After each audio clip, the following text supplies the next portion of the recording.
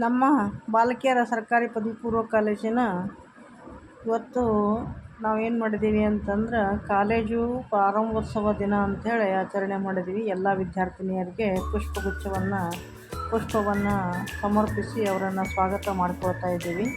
ಭಾಳ ಖುಷಿಯಾಗಿದ್ದರು ಮಕ್ಕಳು.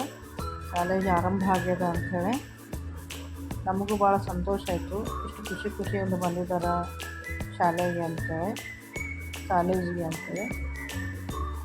ಈಗ ನಾವು ಪೂಜೆ ಮಾಡ್ತಾಯಿದ್ದೀವಿ.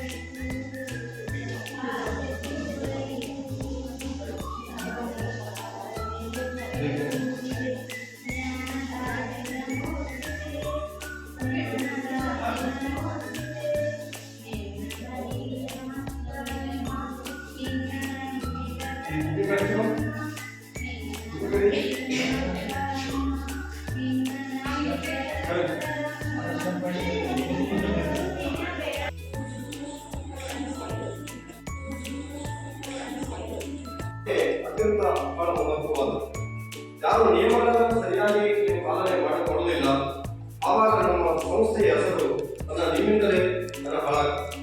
ಅದಕ್ಕಾಗಿ ಸಂಸ್ಥೆಯ ಹೆಸರು ಉಳಿಬೇಕಾದರೂ ಮತ್ತು ಇದನ್ನ ಸಂಸ್ಥೆಯ ಹೆಸರು ಹದಗೆಡಬೇಕಾದರೂ ಸಹ ಅದಕ್ಕೆ ಮೂಲ ಕಾರಣ ನೀವು ಮತ್ತು ನಾವು ಸಹ. ಅದಕ್ಕಾಗಿ ನಾವು ಇದನ್ನ ಉಳಿಸಬೇಕಾಗ್ತದೆ ಮತ್ತು ಅದರ ಜೊತೆಗೆ ನೀವು ಈ ಸಂಸ್ಥೆ ಇಂದಿನಿಂದ ಇವತ್ತಿನಿಂದ ಇದು ನಮ್ಮದೇ ಅಲ್ಲ, ಆದರೆ ಇದು ನಿಮಗೂ ಸಹ ಸಂಸ್ಥೆ.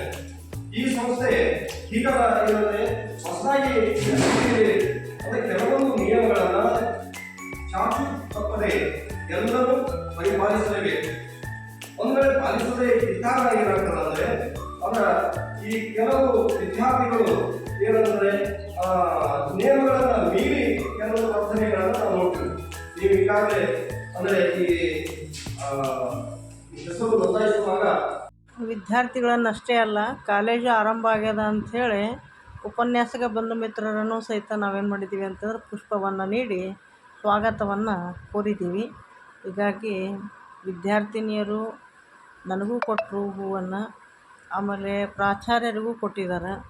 ಅದೇ ರೀತಿಯಾಗಿ ಎಲ್ಲ ನಮ್ಮ ಉಪನ್ಯಾಸಕ ಬಂಧು ಮಿತ್ರರಿಗೂ ಈ ಹೂವನ್ನು ನೀಡಿ ಗೌರವವನ್ನು ಸಲ್ಲಿಸಿದ್ದಾರೆ. ತುಂಬ ಧನ್ಯವಾದಗಳು ಈ ವಿಡಿಯೋ ನೋಡಿದ್ದಕ್ಕೆ.